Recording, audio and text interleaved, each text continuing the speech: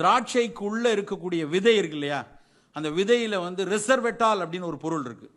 இந்த ரிசர்வெட்டால் வந்து மூலிகை சந்தையில இன்னைக்கும் அது ஒரு தலையாய பொருள். 1 கிலோ இன்றைய விலை $1600. அந்த ரிசர்வெட்டால் வந்து பல புற்றுநோய்களுக்கு ஆரம்ப நிலையில மருந்தாக பயன்படுத்தப்படுது. பல இதய நோய்களுக்கு கோஎன்சைம் ஏன்னு சொல்லி ஒன்று இருக்கு, புகையிலிருந்து எடுக்கக்கூடியது. அந்த கோஎன்சைம் ஏயும் ரிசர்வெட்டாலும் சேர்ந்த மருந்துகள் தான் அமெரிக்க மூலிகை வணிகத்தில் மிக முக்கியமான அவங்க ஓடிசியில் விற்கக்கூடிய மருந்துகளில் ரிசர்வெட்டால் FDA அப்ரூவ் பண்ணப்பட்ட ஒரு மருந்தாக விநியோகம் பண்ணுறான். அவ்வளவு முக்கியமான பொருளின் ஒரே இடம் திராட்சையினோட விதை. ஆனால் நம்ம அந்த திராட்சையினோட விதையோட சாப்பிட்டா எல்லாம் துப்பிரு, உள்ளே போனால் செடி வளர்ந்துரும் அப்படின்னு சொல்லி சின்ன பிள்ளையிலேருந்தே பழக்கி அவன் திராட்சையை திங்கும்போது தூன்னு துப்பி கடைசியில் அவன் இது எதுக்கு துப்பிட்டு இருக்கணும், சீட்லெஸ் கிரேப்ஸ் அப்படின்னு. பிளாக் சீட்லெஸ் கிரேப்ஸ் இருக்கா, பச்சை சீட்லெஸ் கிரேப்ஸ் இருக்கா. அந்த கலிஃபோர்னியன் திராட்சையை பார்த்தா கொய்யாப்பழம் மாதிரி இருக்குது பெருசாக, $200 1/2 கிலோ $200 விற்கிறான்.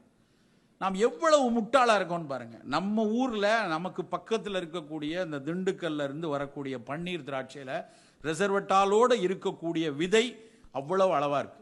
நான் ஒரு முறை இந்த ஒரு இடத்துல பேசி கொண்டிருக்கும்போது ஒருத்தர் வந்து சொல்லார், சார் ரிசர்வெட்டால் கான்சன்ட்ரேஷன் கொஞ்சம் கம்மி சார் நம்ம ஊரில். இருக்கட்டுமே, நீ எத்தனை அட்டூழியத்தை தின்னுட்டு இருக்க, கொஞ்சம் அளவு கம்மியாக இருந்தால் சாப்பிட்டா நான் குறைஞ்சா போயிடுவோம். எப்படியாவது நம்மை மட்டப்படுத்துவதற்கென்றே அறிவியலாளர்கள் வராங்க. அது கொஞ்சம் குறைவு தான் சார். நம்ம அது பிரான்ஸ்லேருந்து வரக்கூடிய சீடில் தான் நிறைய ரிசர்வெட்டால் இருக்குது, நம்ம ஊரில் அவ்வளோ இல்லை. இப்படியாக நம்ம வந்து நமக்கு அருகாமையில் இருக்கக்கூடிய பழங்களினுடைய மகத்துவத்தை அறிவியல் ரீதியாக ஒரு கூச்சலிட்டு சொல்வதற்கு வந்து யாரும் இல்லை. அதை வந்து எத்தனை விஷயம், வாழைப்பழத்தை எடுத்துக்கொள்ளுங்க. வாழைப்பழத்தினுடைய விஷயத்தை என்னைக்கு கவுண்டமணியும் சேர்ந்துலாம் அடிச்சுக்கிட்டாங்களோ அன்னையிலிருந்து வாழைப்பழத்தினுடைய மார்க்கெட் கம்ப்ளீட்டாக காலி. அது வந்து அதிகபட்சம் வந்து ஒரு பத்தி ஸ்டாண்டாக தான் பயன்படுது.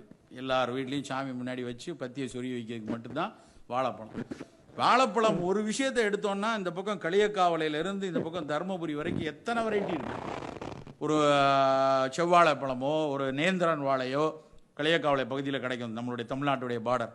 இந்த செவ்வாழை வந்து நின்று கொண்டே பணியாற்றக்கூடிய ஒரு ஆசிரியரோ ஒரு காவலாளியோ அவருக்கு வரக்கூடிய குதிகால் வலி, பெண்கள் வந்து அடுப்பங்கரையில் காலையில் தூங்கி எழுந்திரிச்சு காலை ஊன்னோடனே வலி வரும்பாங்க. அந்த கால்கேனியஸ் ஸ்பர் இல்லைன்னா பிளான்டார் ஃபேசைட்டிஸ்னு பேர். அந்த குதிகாலில் வரக்கூடிய வலிக்கு செவ்வாழை மிகச்சிறப்பானது.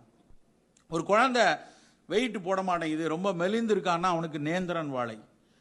சின்ன பிள்ளை வீனிங் பீரியடு, தாய்ப்பாலுக்கு அப்புறம் திட உணவை பழக்க வேண்டும், முதலில் கொடுக்க வேண்டிய பழம் மட்டிப்பழம். நாகர்கோயிலில் இருக்குது, சின்னதாக இருக்கும், விரல் அளவுக்கு தான் இருக்கும். அப்படியே மூல தொந்தரவு இருக்குது, மூலச்சூடு இருக்குது, பௌத்திரம் இருக்கிறது, ஆசனவாயில் வெடிப்பு இருக்கிறது. திருநெல்வேலியில் நாட்டுப்பழம்னு ஒன்று உண்டு.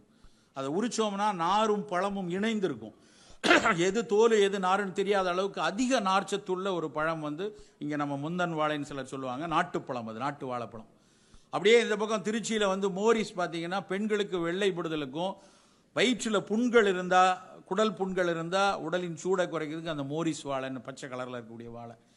தருமபுரியில் ஏலக்கி, திண்டுக்கல்னுடைய சிறுமலைப்பழம், ஈரோடில் இருக்கக்கூடிய தேன்கனி வாழை, இப்படி ஒவ்வொரு வாழைப்பழத்துக்கும் ஒரு மருத்துவ குணத்தை நம்ம ஊரில் எழுதி வச்சுருக்கான்.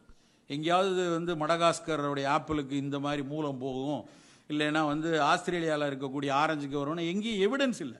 இருக்கலாம், எங்கேயாவது மூலையில் இருக்கலாம். ஆனால் இப்படி ஒரு நம் தமிழ் சமூகம் எழுதி வைத்த மாதிரி அப்படி ஒரு நீண்ட தரவுகள் வேறு எங்கேயும் கிடையாது நண்பர்களே. அப்படியான ஒரு விஷயத்தை நம்ம ரொம்ப அலட்சியமாக பார்க்குறோம். இது என்ன, அவன் தேடுறான், சார் ப்ளூபெரி எங்கேயாவது கிடைக்குமா, அந்த ப்ளூபெரி வந்து கேன்சர் வராமல் இருக்குமே, நவாப்பழத்தை சாப்பிடு. நவாப்பழத்தில் இருக்கக்கூடிய ப்ளூபெரியை விட அதிக அளவில் அதில் ஃபீனாலிக் காம்பவுண்ட் இருக்குது. வாயெல்லாம் ப்ளூ ஆகுது, அது எது? அந்த நிறமிச்சத்து என்னது? அந்த நிறமிச்சத்து உடலுக்கு எதிர்ப்பாற்றலையும் புற்றுநோயும் தடுக்கக்கூடிய ஃபீனாலிக் பாலிஃபினால் கண்டென்ட் தான் வாயில் விட்டுது. ஆனால் நவ்வாப்பழத்துக்கு மேலே, நாவல் பழத்துக்கு மேலே அப்படி பரிச்சயம் கிடையாது. இன்னைக்கு நகர்ப்புறத்தில் இருக்கக்கூடிய சிறு குழந்தைகள் பல பேருக்கு நாவல் பழம்னா என்னன்னே தெரியாது.